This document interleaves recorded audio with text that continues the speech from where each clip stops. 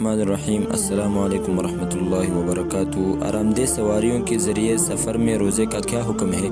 معزز سامعین، آج کے اس سائنسی دور میں انسانوں کی راحت و آرام کے لیے ہزارہا چیزیں ایجاد ہوتی جا رہی ہیں اور اس میں اضافہ و ترقی بھی ہوتی جا رہی ہے۔ اس سلسلے میں سفر کی مشکلات و مصائب پر قابو پانے کے لیے اور سفر میں آرام و راحت کی تحصیل کے خاطر آرامدہ سواریاں ایجاد ہو گئیں، جن سے ایک طرف طویل سفر مختصر مدت میں پورا ہو جاتا ہے تو دوسری طرف ان میں راحت کے اسباب بھی ہوتے ہیں۔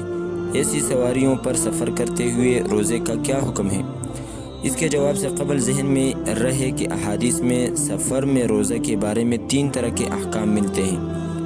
بعض میں سفر میں روزے کو افضل بتایا گیا ہے اور بعض میں روزہ ترک کرنے کو افضل قرار دیا ہے اور بعض میں دونوں باتوں میں اختیار دیا گیا ہے۔ چنانچہ حضرت انس رضی اللہ تعالیٰ عنہ سے روایت ہے کہ جس نے سفر میں روزہ نہ رکھا تو اس کو رخصت ہے اور جس نے روزہ رکھا تو روزہ رکھنا افضل ہے۔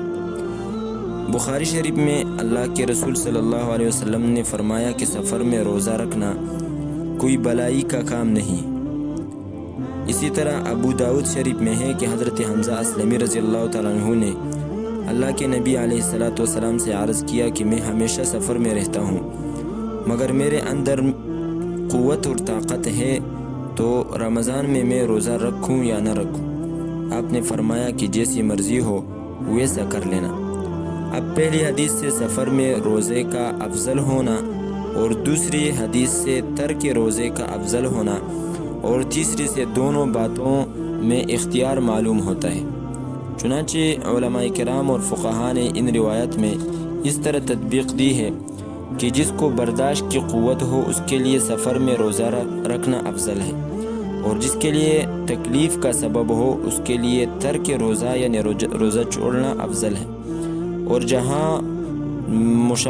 جہاں مشقت نہ ہو وہاں اس کو اختیار ہے، چاہے وہ روزہ رکھے چاہے وہ روزہ توڑ دے۔